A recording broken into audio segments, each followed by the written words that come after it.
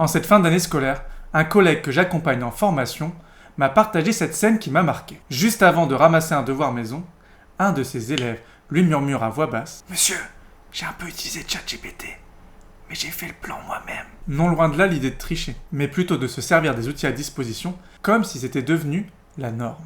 Et c'est là que je me suis rendu compte que l'IA ce n'était pas un concept lointain ou inquiétant, et que beaucoup d'élèves s'étaient déjà emparés de cette révolution. Elle est déjà là, intégrée et banalisée. Partout dans le monde, les débats autour de l'IA s'intensifient, notamment dans le cadre scolaire. Que ce soit au Canada, en Belgique, en France ou dans d'autres pays du monde, l'encadrement se renforce et des textes lois commencent à apparaître. Là où dans certains pays, les directives se précisent, en France les débats s'intensifient, mais les lignes restent très floues. Et nous, dans nos classes, on fait quoi? Cette vidéo n'est pas là pour condamner ou faire peur, mais pour réfléchir ensemble aux risques concrets liés à l'IA et aux pistes simples et pratiques pour y faire face. Bonjour et bienvenue, je suis Ludovic, créateur de contenu pédagogique autour de l'utilisation de l'intelligence artificielle en classe. Mon objectif est d'aider les enseignants à comprendre les outils d'intelligence artificielle et à les implémenter dans leur classe sans jargon ni prise de tête. Si l'utilisation de l'IA en classe vous intéresse et que vous n'êtes pas encore abonné à la chaîne, vous pouvez le faire en cliquant juste en dessous.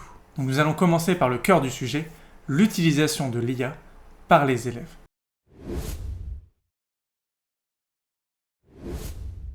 Aujourd'hui, un élève peut générer un devoir complet en moins de 5 minutes. Et ça se passe déjà dans nos classes. Prenons quelques situations réelles. Un devoir de français, où un élève demanderait la rédaction d'un commentaire rédigé sur les fleurs du mal. Résultat, un texte structuré et sans faute, mais sans aucune réflexion personnelle. Ça soulève une perte de sens de l'exercice et une confusion entre le savoir-faire et le résultat. Mais on soulève le même genre de problème lors de la rédaction d'exposés, par exemple en histoire. Si un élève décide d'utiliser Perplexity pour réunir des faits, par exemple, et produire un PowerPoint automatisé avec GammaHub, sans même lire tout ce qu'il a collecté. Le résultat sera très bien, mais lors du passage à l'oral, l'élève ne sera pas du tout à l'aise. Il ne maîtrisera pas du tout son sujet. En déléguant autant la recherche, l'esprit critique n'est pas du tout mobilisé. Et on va retrouver ces problématiques dans toutes les matières, en mathématiques, en physique, en philo, etc., etc. On voit bien que l'usage n'est pas forcément malveillant. Les élèves pensent bien faire en fournissant la réponse la plus adéquate à leurs yeux par rapport à nos attentes. Cependant, à force d'utiliser l'IA de cette façon, l'IA devient une béquille systématique. Alors que faire? L'interdire? On sait très bien que c'est illusoire et que l'IA est accessible partout. Mais ce qu'on peut faire, c'est reformuler nos demandes pédagogiques. Par exemple, ne pas seulement demander la production, mais demander également l'explicitation de la démarche. On peut également inclure une auto-évaluation pour avoir un regard critique sur son travail. Ou à l'inverse, donner une consigne réflexive, du type « Qu'aurait généré l'IA à ta place et qu'as-tu apporté de différent ?» pour mettre en avant les plus-values d'une réflexion personnelle. Bref, ouvrir la porte à une pédagogie plus consciente, plus réflexive et plus exigeante dans l'accompagnement. Acceptons que l'IA existe et que nos élèves vont l'utiliser pour en faire un levier d'apprentissage.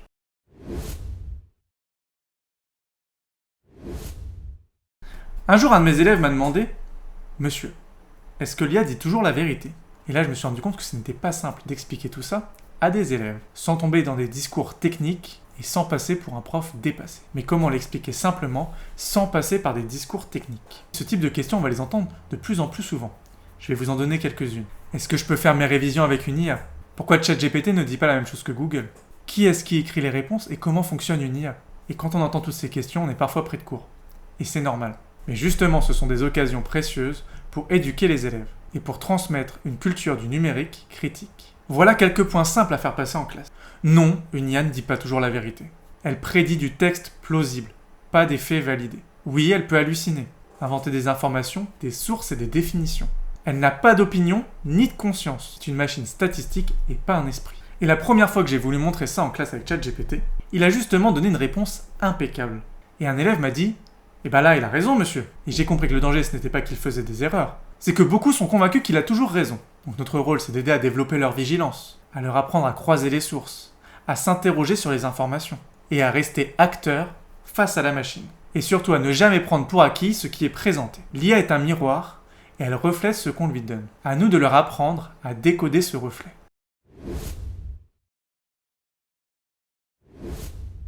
Former les élèves à l'IA, ce n'est plus une option, c'est une nécessité. Et ce n'est pas pour en faire des experts, mais plutôt des utilisateurs éclairés. Mais par où commencer, me direz-vous? Je vais vous proposer une progression simple en 3 temps. Dans ce premier temps, nous allons répondre à la question « Qu'est-ce qu'une IA ?» Je vous propose une petite activité ludique simple, donner un texte écrit par un humain et un texte écrit par une IA. Et on leur pose la question « Saurez-vous deviner lequel a été écrit par l'humain ou par l'IA ?» Puis on peut expliquer que l'IA ne comprend pas ce qu'elle écrit, mais elle anticipe mot après mot ce qui semble le plus probable. Cela ouvre une discussion entre dire et penser. Ensuite, dans un deuxième temps, on va expliquer pourquoi ce n'est pas parfait. On peut s'amuser à faire une petite chasse aux erreurs IA. Montrer des exemples d'hallucinations ou de réponses absurdes. Bien expliquer que ces erreurs ne sont pas des bugs, mais le résultat de son fonctionnement probabiliste. Et on peut ensuite développer toute une discussion sur les biais. Pourquoi une IA pourrait-elle être sexiste ou raciste sans le vouloir? J'avais déjà présenté cette question en montrant une image générée par ChatGPT d'une personne riche se rendant au travail. Et bien sûr, l'IA m'avait généré un homme blanc, et nous avions eu une discussion très intéressante avec mes élèves sur les biais générés par cette IA. Comme mes élèves me l'ont dit, ça aurait très bien pu être une femme ou une personne non caucasienne. Et enfin, troisièmement, déterminer à quoi l'IA sert et à quoi elle ne sert pas. Petite mise en situation, on demande aux élèves de préparer un exposé et on leur demande en quoi l'IA pourrait les aider dans leur exposé. Et à l'inverse, en quoi peut-elle les piéger? Cela permet de cadrer les usages responsables, aider à la reformulation et à la recherche d'idées. Mais ça ne doit pas être à la place de la réflexion personnelle. Soit en France, en Belgique ou au Canada, et même dans d'autres pays, les gouvernements sont assez unanimes. C'est à nous de former les élèves autour de l'utilisation de l'IA en classe. Et pour cette partie 4, que dit le gouvernement? J'entends souvent cette question chez les enseignants. Mais qu'est-ce qu'on a le droit de faire avec l'IA en classe? Et la vérité, c'est que c'est flou. Très flou. En France, on nous demande de former les élèves. Canopé a également commencé à mettre en place quelques formations. Et aucune interdiction n'est pour le moment en vigueur. On nous demande également de respecter les normes RGPD. En Belgique, il a été clairement mentionné qu'il était impossible d'interdire l'IA et qu'il est important de respecter les normes RGPD, même si beaucoup d'outils ne les respectent pas. Et le Canada s'est très vite saisi de cette révolution en sortant en février 2024 un guide fédéral clair. Interdiction d'utiliser des données personnelles dans des outils d'IA. Ils encouragent également la formation des élèves et des enseignants. Ils proposent également des principes FASTER, Fair, Accountable, Secure, Transparent, Educated et Relevant. Le gros problème de tout ça, beaucoup d'annonces, mais très peu d'outils concrets.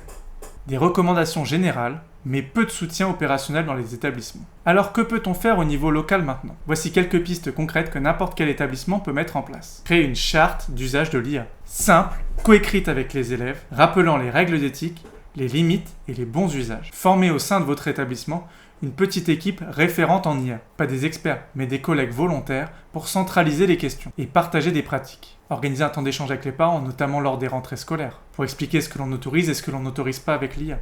Et mettre en place une veille pédagogique autour de l'IA. Documents collaboratifs avec des exemples de consignes adaptées, des erreurs fréquentes ou des liens utiles. Ce n'est pas à nous de faire la loi, mais on peut déjà commencer à poser le cadre. Clarifier nos attentes et surtout montrer aux élèves que l'IA en classe n'est pas magique, c'est un outil qui s'apprend.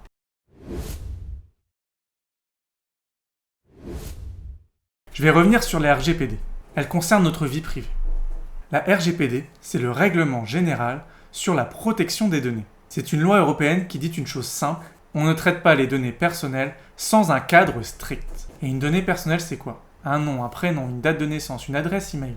Donc quand on demande à l'IA de corriger la copie de Jules Dupont, 4e C, né le 14 octobre, on le soumet à un outil souvent américain, et là on sort du cadre. Alors comment on sécurise tout ça? Pas besoin d'être juriste, je vais vous présenter quelques gestes simples à mettre en place dès maintenant. Tout d'abord, ne jamais inclure le nom des élèves. Vous pouvez associer chaque élève à un numéro ou à une lettre, et parler donc de l'élève A ou de l'élève 1, ainsi ça anonymise vos données.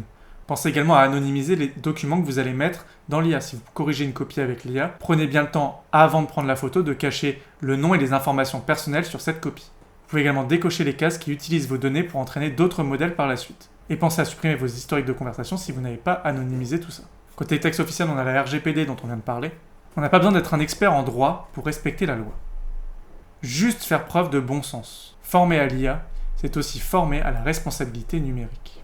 Ainsi, l'intelligence artificielle n'est pas une idée future.